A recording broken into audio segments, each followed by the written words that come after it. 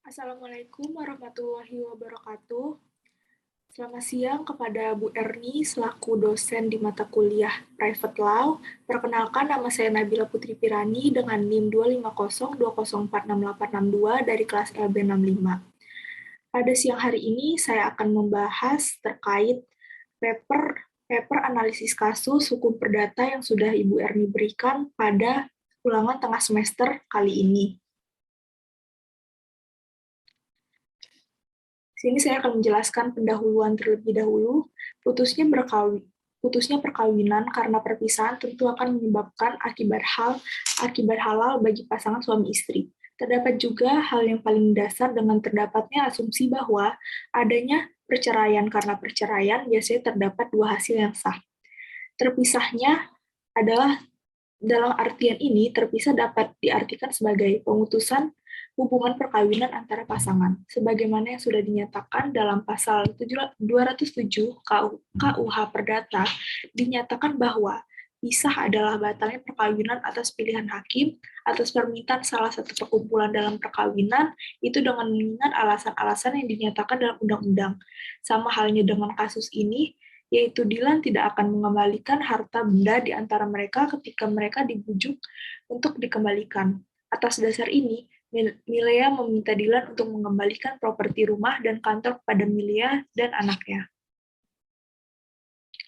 Pada pembahasan kali ini saya akan membahas dua pembahasan, yakni yang pertama adalah bagaimana penyelesaian tuntutan harta antara Dilan dan Milea, dan yang kedua adalah bagaimana status anak dan penolakan Dilan untuk mengakui dan memberikan nafkah atas anak bernama Dinda.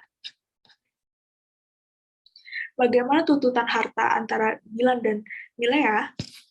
Isu pasca pisah penafkahan anak dalam banyak kasus menjadi isu dengan alasan terkadang kebebasan anak diabaikan dan tidak dipandang secara serius.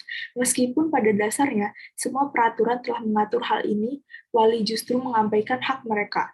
Telah diterapkan dan ditentukan dalam KHI pasal 156 huruf D dan F. Maka secara khusus, akibat cerainya perkawinan karena cerai adalah huruf D, seluruh biaya haddanah dan pemeliharaan anak menjadi kewajiban ayah sebagai ditunjukkan oleh kemampuannya. Terkait kasus tersebut, Dilan dan Milea yang merupakan suami istri dan pada saat perkawinan sudah membuat perjanjian kawin dan bercerai, maka tidak diharuskan melakukan pembagian harta bersama setelah putusan perceraian mendapatkan kekuatan hukum yang tetap.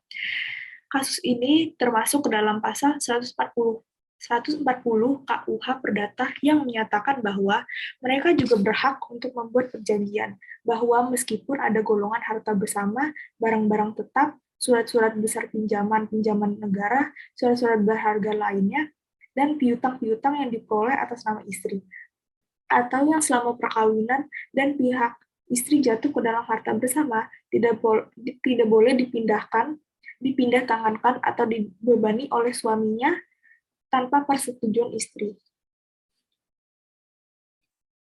Dan yang kedua, saya akan membahas bagaimana status anak dan Dilan untuk mengakui dan memberikan nafkah atas anak bernama Dinda.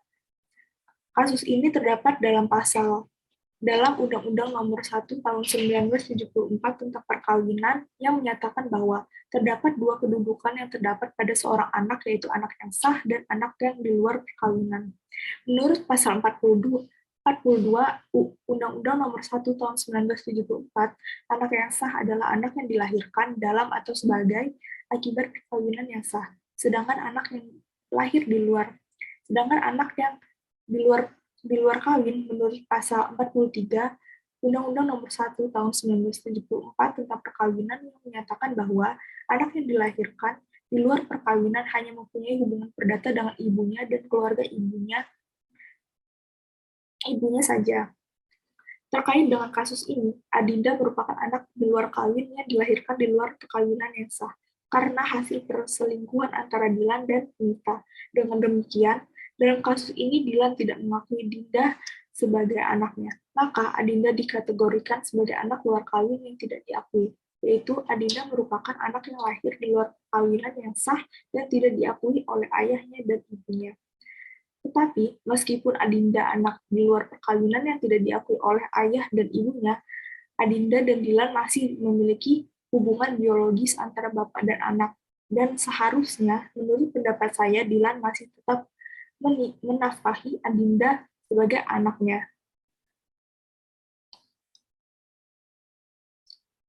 Ini daftar pustaka terkait paper hukum perdata saya pada kali ini.